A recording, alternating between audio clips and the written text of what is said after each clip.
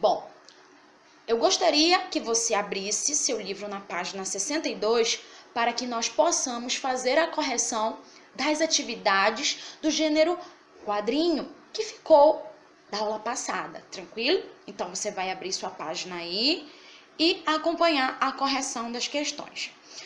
Bom, da questão 1 até a 4, você tem aí um quadrinho que se refere a um urso que aparentemente toca muito bem, mas que no segundo quadrinho a gente chega à conclusão, por conta dos elementos aí não verbais, dos desenhos, das notas musicais pontiagudas, de que ele não toca nada bem, certo?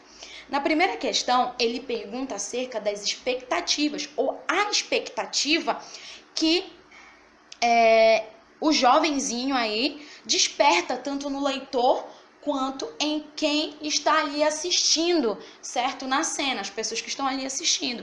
E qual é a expectativa? A expectativa é de que o urso toca bem, mas no segundo quadrinho a gente chega à conclusão de que ele não toca nada bem, certo? Resposta da segunda questão. No último quadrinho, toda a plateia aplaude o urso. Por que o público teve essa reação? Bom, já que o urso não toca nada bem e o jovem ameaça fazê-lo tocar novamente, aí a plateia resolve aplaudir para não ouvi-lo novamente tocar. Então, seria essa a resposta para a segunda questão. Para não ouvi-lo ou não ouvir o urso tocar a tuba novamente. Terceira questão. Resposta da terceira questão. Qual seria aí uma possível resposta? Não, pois o som sai em forma de ruído, como mostram os elementos distorcidos no segundo quadrinho. Tranquilo, gente? Beleza? Quarta questão, letra A. Por que uma palavra no primeiro quadrinho e uma expressão no terceiro quadrinho aparecem com letras maiúsculas e maiores do que as outras letras do texto? É porque essas expressões o jovenzinho fala com uma voz mais alta, né? É essa maneira que no quadrinho nós expressamos quando o personagem ele fala num tom de voz mais alto. Tranquilo, gente? Então, o jovem está falando as palavras em tom de voz mais alto. Virando a página, quarta questão, letra B. Como é que a gente poderia, professora, responder? Foi uma forma de expressar que o urso não toca bem. Novamente, resposta da letra B. Foi uma forma de expressar que o urso não toca bem. Tranquilo, gente? As demais questões são questões de marcar. Página 63. Quinta questão. Para você acertar, você deveria ter marcado a letra E. Sexta questão, letra A.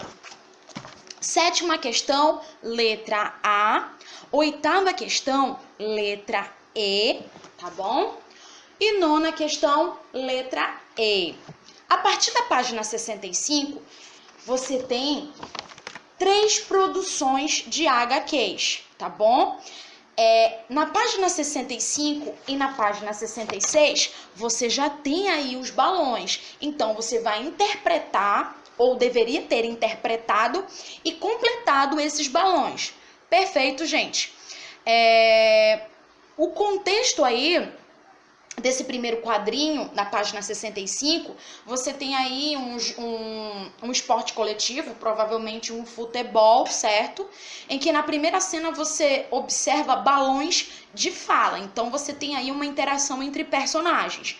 Sendo que um coloca 2 camisas, certo? Provavelmente de times diferentes por conta das cores. E 2 balões de fala e 1 de pensamento. Depois você tem um balão pontiagudo, que provavelmente esse personagem que fala está muito aborrecido. E um outro, para finalizar, no caso, né, a HQ, um balão de fala, tá? Então, era necessário que você interpretasse aí o contexto, a situação, para você poder completar direitinho os balões, as falas dos balões. Virando a página, na página 66, você tem aí um personagem meio que parecido com Chico Bento, né? Mas não é tanto assim parecido com Chico Bento. Aparentemente, a historinha acontece na roça, em que esse personagem, que é meio plágio do Chico Bento, aparece correndo, falando uma coisa muito assustado ou exaltado por conta do balão pontiagudo, pro colega, né? E também pela expressão facial. E aí você encontra ele conversando com esse colega nos demais quadrinhos pontiagudos, a maioria deles, né? E aí um balão de fala no quarto quadrinho do Chico Bento, ou plágio do Chico Bento. E aí você também percebe que toda a história aí gira em torno de uma árvore de laranja, né? Ou de uma fruta aí parecida com laranja.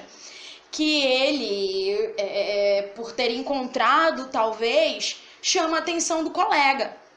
E aparentemente, quando a gente chega no último quadrinho, nós temos a impressão de que alguém fazia segurança ali daquela árvore e que ele chamou o colega propositalmente, talvez como uma armadilha, para tirar a atenção desse senhor que estava ali fazendo a segurança.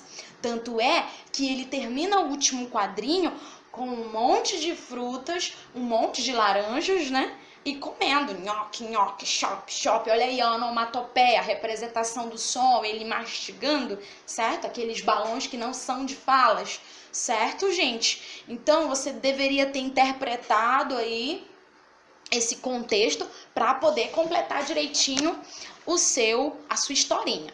Já na página 67, você tem aqui um cachorrinho, tranquilo, que tá na sua casinha e que aparentemente, no primeiro momento, essa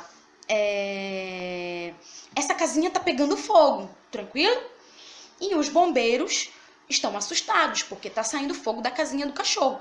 E os bombeiros colocam, né, a água ali para apagar esse fogo. Só que o último quadrinho revela pra gente que, na verdade, não era um acidente. Na verdade, o cachorrinho tava assando ali uma carninha. E a sua missão nessa historinha era criar balões para todos os personagens, tanto para os bombeiros quanto para o cachorrinho. Tranquilo, gente? Essa seria a sua missão nesse primeiro momento.